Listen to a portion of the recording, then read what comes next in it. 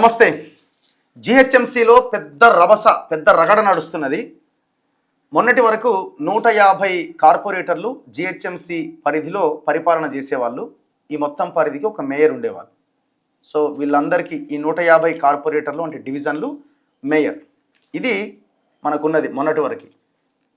రేవంత్ రెడ్డి ప్రభుత్వం కొత్తగా కొన్ని శివారు 7 కార్పొరేషన్లని అండ్ 20 మున్సిపాలిటీస్ని కలుపుతూ 300 డివిజన్లు చేసింది, అంటే 300 వార్డులు చేసింది. దాని కింద 300 కార్పొరేటర్లు కాబోతున్నారనమాట. సరే, దీన్ని 3 భాగాలు చేస్తాడా, 4 భాగాలు చేస్తాడా, 2 భాగాలు చేస్తాడన్న తర్వాత, కానీ ఇప్పుడు 150 వార్డులుగా ఉన్నదాన్ని 300 వార్డుల కింద మార్చిండు. ఇంతకుముందు 30 సర్కిళ్ళు 6 జోన్ల కింద ఉండే. ఇప్పుడు ఈ కొత్తగా చేసిన దాని ప్రకారంగా 60 సర్కిళ్ళు 12 జోన్లు 300 వార్డులకి మారబోతున్నది. దీని మీద ఇటు బీఆర్ఎస్, బీజేపీ, చాలామంది పర్యావరణవేత్తలు, ప్రజాస్వామికవాదులు వీళ్ళందరూ కూడా ఖండిస్తున్నారు. అంటే పార్టీలు చేసే డిమాండ్ కానీ వాళ్ళు చేసే నిరసన ఏంటి అంటే, అవసరం ఏముంది అనేది ఒకటి. రెండో క్వశ్చను, బీజేపీ వాళ్ళేమో ఎంఐఎంకి మీరు అనుకూలంగా చేయడానికి ఈ మొత్తం వ్యవహారం నడిపించారన్నది బీజేపీ వాళ్ళు చెప్తున్నారు. బీఆర్ఎస్ వాళ్ళు అంటున్నారు అశాస్త్రీయంగా ఉంది, శాస్త్రీయంగా లేదని వాళ్ళు మాట్లాడుతున్నారు. ఇంకోవైపున పర్యావరణవేత్తలు కానీ, కొంత తెలంగాణ సోయి ఉన్న వాళ్ళు కానీ, డెవలప్మెంట్ గురించి, అభివృద్ధి గురించి మాట్లాడే వాళ్ళు కానీ, వాళ్ళేమంటున్నారు మేధావులంతా, అసలు అవసరం ఏమొచ్చింది, మొత్తం అర్బనైజ్ చేసుకుంటూ పోతే, ప్రాంతాలన్నింటిని అర్బనైజ్ చేసుకుంటూ పోతే, గ్రామాలుగా ఉన్న వాటిని, కొంత వ్యవసాయం జరుగుతున్నటువంటి వాతావరణం ఉన్నటువంటి వాటిని కూడా పొల్యూటెడ్ చేయడం తప్ప ఇంకేముందన్న ఒక క్వశ్చన్ కూడా వినబడుతున్నది. ఒకసారి దీని మీద వరుస ఇంటర్వ్యూస్ కానీ, డిబేట్స్ కానీ చేయాల్సిన అవసరం ఉందని మనతోలి వెలుగు భావించి, సో దీని మీద మనం ఫోకస్ చేయబోతున్నాం. అసలు అవసరం ఎంతవరకు ఉన్నదని. నా ముందు Mansoorabad corporator, Bharatiya Janata party leader Koppula Narasimha Reddy గారు ఉన్నారు. నరసింహారెడ్డి గారితో మనం మాట్లాడదాం. నరసింహారెడ్డి గారు నమస్తే. మీరు కూడా జస్ట్ జిహెచ్ఎంసీ దగ్గరికి వెళ్ళినట్టున్నారు, ఇప్పుడు నిరసన వ్యక్తం చేసినట్టున్నారు. బీఆర్ఎస్ వాళ్ళు కూడా వ్యతిరేకిస్తున్నట్టున్నారు. సరే, వాళ్ళ యాంగిల్ వాళ్ళది. మీరెందుకు ఈ లైన్ని వ్యతిరేకిస్తున్నారు? ముఖ్యమంత్రి అంటున్నారు పెద్ద సిటీని తయారు చేద్దాం అనుకుంటే వీళ్ళు దీనికి అడ్డుపడుతున్నారు అని. ఎక్కడ మీకు అంటే మీకున్న ఇబ్బందులు ఏంటి? ముఖ్యంగా పరిపాలన దిశగా పోతే ఇంత పెద్ద కార్పొరేషన్కి కావాల్సినటువంటి ఉద్యోగస్తులు లేరు. మొదటిగా అది. ఓకే, కావలసినటువంటి డబ్బులు లేవు. ఇప్పుడు ఉన్న 150 డివిజన్లకే నిధులు లేక నాగర శివార్లు, ఇప్పుడు ఎల్బీ నగర్, కుక్కటిపల్లి, ఇక్కడ పటాన్ చెరువు దాకా ఉంటుంది మనది. పటాన్ చెరువు పోతే నగర శివార్లు ఉన్నటువంటి ఉప్పల్ కానీ, మల్కాజ్గిరి, కొద్దుల్లాపూర్, కుక్కటిపల్లి, రాజేంద్ర నగర్, ఎల్బీ నగర్, ఈ ప్రాంతం అంతా కూడా రోజు దినదిన అభివృద్ధి చెందుతుంది. ఈ దినదిన అభివృద్ధి చెందుతున్న దానికి ఒక అపార్ట్మెంట్ కడితే 50 లక్షలు ఫీజు కడతాడు జిహెచ్ఎంసీ. రిటర్న్ వాళ్ళు ఆశించేది ఏంటంటే దాని ముందు ఒక లైటు, ఒక రోడ్డు, ఒక డ్రైనేజు, ఇవి అడుగుతాడు. అవి కూడా పెట్టలేని పరిస్థితి వచ్చింది. అంటే అట్లా ప్రజలు వచ్చినాక, ఆక్యుపెన్సీ తీసుకున్నాక, ఆ ఫ్లాట్లకు ఫ్యామిలీస్ వచ్చి, నా ఇంటి ముంగట లైట్ వస్తలేదు, గొంతు వస్తుంది, కుక్కలు గరుస్తున్నాయి, పొద్దున్న లేస్తే ఎవరిని అడుగుతారు? స్థానికంగా ఉన్న కార్పొరేటర్ని అడుగుతాడు. ఆయన మేము వచ్చేసి జిహెచ్ఎంసీ అడిగితే అక్కడి నుంచి నిధులే లేవంటారు. మరి ఈ 50 లక్షలు కట్టిన అపార్ట్మెంట్ ఆయన ఏం అడుగుతాడు? నా పైసలు ఎక్కడ పోయినాయి అడుగుతున్నాడు. అదే అడుగుతున్నాం. ఈ రోజు మేము తీసుకొచ్చి నగర శివార్లు ఉన్నటువంటి డబ్బులు, ట్యాక్సులు, పర్మిషన్ల పైసలను తీసుకొచ్చి ఈ గల్లగురిగిల హెడ్ ఆఫీస్లో పోతే అవి ఎవరికి పోతున్నాయి అంటే, ఈడ నోరు ఎవరికి ఉంది అంటే, ఏ ప్రభుత్వం ఉంటే వాళ్ళే నడిపిస్తారు ఎంఐఎం వాళ్ళకి. ఓకే, వాళ్ళకు మాత్రమే పోతుంటాయి. ప్రభుత్వం దిక్కన పోతే, ప్రభుత్వానికి దోస్తాన చేస్తుంటే ఎంఐఎం వాళ్ళకి పోతాయి. ఎప్పుడు పోయేటి చంద్రాయంగుట్టకు, కార్వాన్కు వాళ్ళకే పోతుంటాయి. ఇక ఇక్కడ కూడా నా మంత్రులు, ఎమ్మెల్యేలు వాళ్ళు ఉంటే వాళ్ళకి పోతుంటాయి. ఇక ఎవరైనా ప్రతిపక్షం ఉన్నారంటే వానికి అరణ్య కోసమే ఉంటుంది. ఆ విధంగా జరుగుతుంది. ఇప్పుడు ఏం అవసరం ఉన్నది? ఇప్పుడు 150 డివిజన్లకే సరిగ్గా నిధులు లేవు. అసలు రాష్ట్ర ప్రభుత్వం ₹1 ఇస్తలేదు. 3,000 కోట్ల అప్పుల పాలయ్యింది. ఇప్పుడు హడావిడిగా తీసుకొచ్చి ఇమ్మీడియట్గా కలపవలసినంత అవసరం ఏముంది? ఇప్పుడు అక్కడ ఒకటేసారి కౌన్సిలర్లు అయ్యారు, ఒకటేసారి కార్పొరేషన్ అయింది. ఇప్పుడు గట్కేసర్ కానీ, ఇలాంటి మేడ్చల్ లాంటి ప్రాంతాలలో ఇప్పటికీ గ్రామీణ వాతావరణం ఉంది, కుటీర పరిసరాలు ఉన్నాయి, కుల వృత్తులు ఉన్నాయి, అనేకమైనటువంటి సమస్యలతో కొట్టుమిట్టాడుతారు. వాళ్ళకి అన్నీ కూడా ఇప్పుడు వ్యవసాయం అయితే 50% వ్యవసాయం నడుస్తుంది. వాళ్ళకి రేపు వచ్చే కేంద్ర ప్రభుత్వ నిధులు రావు, రాష్ట్ర ప్రభుత్వ నిధులు రావు. వాళ్ళు ఏదైనా ఇల్లు కట్టుకోవాలన్నా, ఒక గరీబోడు ఏదైనా చేసుకోవాలంటే ఎవరి దగ్గరికి రావాలి? ఈ జిహెచ్ఎం ట్యాంక్ బండ్కి రావాలన్నా? ఈడ కరెక్ట్గా సమస్యలు ఏమీ లేవు. అబ్బా ఇక్కడ మొత్తం హైదరాబాద్ ఉద్ధరించడం, విశ్వనగరం అయిపోయిందని చెప్పాడు, ఉద్ధరిద్దామా అని చెప్పి మేము బీజేపీలో అడుగుతున్నాం. ఇంకోటి, రాత్రి డివిజన్ కలపవలసిన అవసరం లేదు. ఇప్పుడు నేనేమంటున్నా అంటే, దీనికి ఏమన్నా స్టడీ జరిగిందా? బిఫోర్ స్టడీ ఏం జరగలేదు. గతంలో పబ్లిక్ ఒపీనియన్ తీసుకోవాలి. నెంబర్ 1, కాంగ్రెస్ ప్రభుత్వం రాగానే ఏం చేశారంటే, కొన్ని గ్రామాలను, కొన్ని మున్సిపాలిటీని ఇలా విలీనం చేస్తున్నాం అన్నారు. ఇక గంతే పరిస్థితి. ఎక్కడ కూడా గ్రామాలలో పోయి ఇప్పుడు మున్సిపాలిటీలలో పోయి అభిప్రాయ సేకరణ లేదు. ఆ స్థానికంగా ఉన్నటువంటి మాజీ సర్పంచులు, మాజీ కౌన్సిలర్లు ఇవన్నీ అభిప్రాయం. ఇప్పుడు కాంగ్రెస్ ఎమ్మెల్యేలే మొత్తుకుంటారు, మాకే అభిప్రాయం తీసుకోలేదు, దానం నాగేందర్ గాంధీ గారు వచ్చింది అక్కడ లొల్లి పెట్టిపోయారు. అంటే నేను ఏమంటానండి, సరే లీడర్ల ఒపీనియన్ ఇదంతా పక్కన పెడితే ఒక కమిటీ ఏదన్నా ఇది చేసి ఒక కమిటీ వేసి పార్టీ నాయకులను వాళ్ళను ఒకరిద్దరిని వేసి కొంత దీని మీద అనుభవం ఉన్న ఎక్స్పీరియన్స్ ఉన్న ఒక దీన్ని వేసి ఒక రీసెర్చ్ లాంటి స్టడీ చేసి ఆ స్టడీ ప్రకారంగా చేస్తే బాగుండేదేమో నాకు కూడా అనిపించింది. అలాంటిది ఏం జరగలేదు. 100% మీరు చెప్పింది అలాంటివి చేయాలి, ప్రజలకు అవగాహన కల్పించాలి. ఇగో ఇది చేస్తే మీకు ట్యాక్సులు తక్కువైతే మేము ట్యాక్సులు పెంచాము, మీకు అభివృద్ధి ఇమీడియట్గా వస్తే, మీకు లైట్లు వస్తలేవు, రోడ్లు వస్తలేవు, ఇమీడియట్గా జిహెచ్ఎంసీలో మీరు ఇందులో మెర్జ్ అయిపోతే మీకు ఇమీడియట్గా మీ ఇంటి ముంగట ఇవన్నీ వస్తాయని ప్రజలను అవగాహన కల్పించాలి. అది ఏమీ లేకుండానే తీసుకొచ్చేసి దీన్ని మనం కలిపేసేస్తున్నాం, రేపు జీవో ఇచ్చేస్తున్నాం, 7 రోజులు అయిపోతుంది, రేపటితోటి 7 రోజులు కంప్లీట్ అవుతుంది. వాళ్ళ అభిప్రాయం ఎవరికి తెలుస్తుంది. తుగ్గు కూడా ఉంటుంది, ఆ తుగ్గు కూడా రావిరాలని చెప్పేసి తుర్కేంజాలి ఆదిబట్ల అన్నీ తీసుకొస్తే ఆ గ్రామస్తులకు ఏం తెలుస్తుంది. రేపు ఒక ఆయన 100 గజాల ఇల్లు కట్టుకోవాలంటే ఇక్కడ పర్మిషన్ ఇవ్వాలి. ఇక్కడ ట్యాక్సులు చూస్తే 100 గజాలకు కొన్నంత అవుతుంది ట్యాక్స్, పర్మిషన్ తీసుకోవాలంటే. ఇప్పుడు ఇప్పటి వరకు మున్సిపాలిటీలు కార్పొరేషన్లుగా ఉన్న ఆ ప్రజలు ఆ 7 + 20 7 కార్పొరేషన్లు 20 మున్సిపాలిటీలు వాళ్ళు ఇప్పుడు జిహెచ్ఎంసీలో విలీనం కావడం వల్ల వాళ్ళకు పడేటువంటి భారం ఏంది? ట్యాక్స్ భారం పడుతుంది. ఏం ట్యాక్స్? ఎట్లా? ఇంటి ట్యాక్స్. ఇంటి ట్యాక్స్ ఈడ దాదాపు ఒక 100 గజాలకు 15,000 20,000 వేస్తాడు. ఆ మున్సిపాలిటీలలో 500 1000 రూపాయలు ఉంటుంది. ఓకే, అది మెయిన్ ఒకటి ఉంటుంది. 100 గజాలలో ఇల్లు కట్టుకోవాలంటే మున్సిపాలిటీలో పోతే 10,000 15,000 12,000 ఛార్జ్ ఫీజు ఉంటుంది. వీడికి వచ్చేసరికి 1,50,000 అవుతుంది. ఓకే, అన్ని అయితే ఈ ట్యాక్స్లు ఏకదం ఒకసారి పెరిగిపోతాయి. పరిపాలన ఎట్లయిపోద్ది అంటే ఒక మున్సిపాలిటీ దగ్గరికి ఒక కౌన్సిలర్ 2,000 మందికి ఒకడు ఉంటాడు, ఒక సర్పంచ్ 1000 మందికో 1,500 మందికి ఉంటాడు. దగ్గరికి ఏదైనా సమస్య వచ్చిందంటే ఇమీడియట్గా ఒక 2 గంటలలో 3 గంటల సమస్య తీరుతుంది. ఒక డ్రైనేజ్ మొగ్గుతుంది, లైట్ వస్తలేదు, ఒక గుంత పడ్డది, ఒక కుక్క గారిచింది, ఒక కుక్కలు తిరుగుతున్నాయి, ఇవన్నీ. ఇప్పుడు ఏంటంటే 60,000 మందికి ఒకరు, 1,00,000 మందికి ఒకరు, ఒక్కో చోట 1,20,000 మందికి కూడా ఒకరు ఉన్నారు. 1,20,000 మందికి ఒక కార్పొరేటర్ చేసే పరిస్థితి తీసుకొచ్చారు. అశాస్త్రీయంగా చేస్తున్నారు అనమాట. పరిపాలన అనేది ఒక ఆఫీసరు 60,000 మందికి 70,000 మందికి అవుతాడు. వీళ్ళు శానిటేషన్ వాళ్ళు ఇప్పటికే మా నగర శివార్లలో రోడ్ వేస్తే ఓకే లేని పరిస్థితి, మొత్తం కూడా జారి పడుతున్నారు, కుక్కలు ఎక్కువైపోయినాయి, ఈ విధంగా అవుతున్నాయి. ఏదో చెప్తున్నారు కదా, ఉన్నటువంటి అంటే 300 వార్డులు చేసిన తర్వాత చేశారు కాబట్టి సో దాన్ని 2 parts or 3 parts కింద డివైడ్ చేస్తారు. ఆ పరిస్థితికి ముందెందుకు చెప్తలేరు? 3 చేస్తావా, 4 చేస్తావా, ఈస్ట్ చేస్తావా, నార్త్ చేస్తావా, సౌత్ చేస్తావా, లేకపోతే 4 కార్పొరేషన్లు చేస్తావా, నేను సైబరాబాద్ చేస్తా, మేడ్చల్ చేస్తా, లేకపోతే ఇక్కడ చేస్తా, అక్కడ చేస్తా అంటున్నారు. అవన్నీ చెయ్యి, ముందు చెప్పేసి మేము పరిపాలన దగ్గర తీసుకోవచ్చు. ఒక 50 డివిజన్లకు ఒక మేయర్, ఈ 100 డివిజన్లకు ఒక మేయర్, ఇట్లా తీసుకురా. కానీ మొత్తం తీసుకొచ్చి ఇలా మెర్జ్ చేసేస్తున్నావు కదా. ఇప్పుడు ఓకే 150కి ఇంకో 150 తీసుకొచ్చి చేస్తున్నాం. ఆ 150 లేదు. ఇప్పుడు 2026 ఫిబ్రవరిలో జరిగే ఎలక్షన్స్ కి ముందు ప్రాసెస్ అంతా కంప్లీట్ చేస్తారేమో. అది కాదు, అది వాళ్ళ పరిపాలనలో ఏంటంటే ఇప్పుడు 150 డివిజన్లలో 50 మంది ఎంఐఎం వాళ్ళు వచ్చేసారు. ఇప్పుడు పాత దాని ప్రకారం 50 మంది ఎంఐఎం వాళ్ళు ఉన్నారు అంటే ఈజీగా గెలిచేటట్టు. ఇప్పుడు ఈ 300లలో 100 మంది ఖాళీ చేశారు. 100 మంది వాళ్ళు గెలవగలుగుతారా? ఈజీ గెలిచేటట్టు చేసుకున్నారు. అంటే జనరల్గా రేషియో పెరుగుతుందిగా. రేషియో ఎక్కడ? ఇప్పుడు 150కి 50 మందికి వాళ్ళకి అవకాశం ఉన్నప్పుడు కొంత డివైడ్ అయినప్పుడు వాళ్ళు ఇంకో 50 యాడ్ అవుతారు కదా. ఇప్పుడు అక్కడ తుర్కెంజాల్ ఉంది, ఒక ఏరియా ఖాళీ ఉంటుంది, పెరుగుతా ఉంటుంది, ఖాళీ పెరుగుతుంది. చంద్రంగుట్ట ఏం పెరుగుతుంది అన్న? కార్వాన్లో ఏం పెరుగుతుంది? చార్మినార్లో ఏం పెరుగుతుంది? ఐడియా ఏంటి? అపార్ట్మెంట్లు వచ్చినాయా? ఏమైనా అపార్ట్మెంట్లు కట్టిరా? ఈ కుక్కటిపల్లి, ఎల్బినార్ ఈ ప్రాంతాల్లో కడతారు.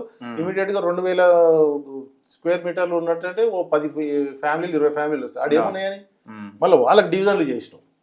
ఇక్కడ ఎందుకు తగ్గించిన? తుర్కెంజాల్లో 60,000 మందికి ఒక కార్పొరేటర్ డివిజన్ చేసింది. తుర్కెంజాల్ మున్సిపాలిటీ చూడండి మీరు, జల్పల్లి కింద వస్తుంది. తుర్కెంజాల్ 24 మంది కౌన్సిలర్లు ఉండే. 24 గతంలో 24 ఉండే. ఇప్పుడు ఏం చేసిండు? తొర్రూరు, తుర్కెంజాల్ 2 చేసిండు, 2 డివిజన్లు. 1,00,000 జనాభా ఉంటుంది ఆడ. ఇంతకుముందు 24 కౌన్సిలర్లు ఉండేది, ఇప్పుడు 2 కార్పొరేటర్లు అవుతారు. 2 కార్పొరేటర్ అవుతారు. మీరు ఆ పైన చూడండి, కార్పొరేషన్లకు అడిగిపోండి. ఓకే, ఆడ పీర్జాది కూడా బోడుప్పల్, జవహర్నగర్, నిజాంపేట, మీర్పేట అని ఉందా? అవును. మీర్పేట జిల్లాలో కూడా ప్రశాంత్ హిల్స్ అని 46 మంది కార్పొరేటర్లు ఉండే. 46 మంది కౌన్సిలర్ కార్పొరేటర్లు ఏనైనా 3 అయినాయి.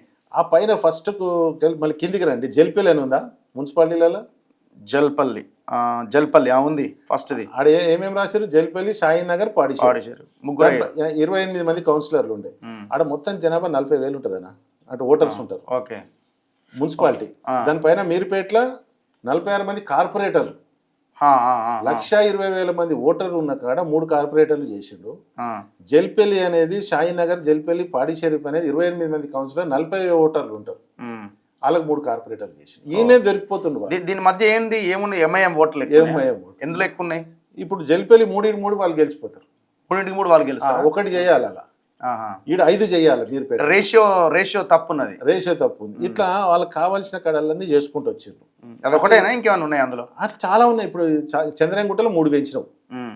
చంద్రంగుట్ట పరిస్థితి, చార్మినార్లో 1 పెంచినాం, కార్వాన్లో 3 పెంచినాం, మలక్పేటలో 3 పెంచినాం, ఉమ్. యాకత్పురాలో 3 పెంచినాం. ఉమ్. వాళ్ళందరూ పెంచుకుంటూ వచ్చినాం. ఇక్కడికి వచ్చేసరికి మళ్ళీ ఓల్డ్ సిటీ నుంచి న్యూ సిటీకి వచ్చేసరికి ముషిరాబాద్లో బొలక్పూర్ అని ఉంటుంది, ఉమ్. వాళ్ళకు ఆమ్లెట్ చేసినాం. ఉమ్. మేము అనేది ఏంటంటే నువ్వు పెంచు, ఈ 300లలో వాళ్ళకి ఎన్ని ఉన్నాయి వాళ్ళ రేషియో ప్రకారం. మీ బీజేపీ ఎమ్మెల్యే మొన్నటి దాకా ఆయన గోషామహల్ ఎన్ని చేసిండు? ఒక్కటే పెంచిండు.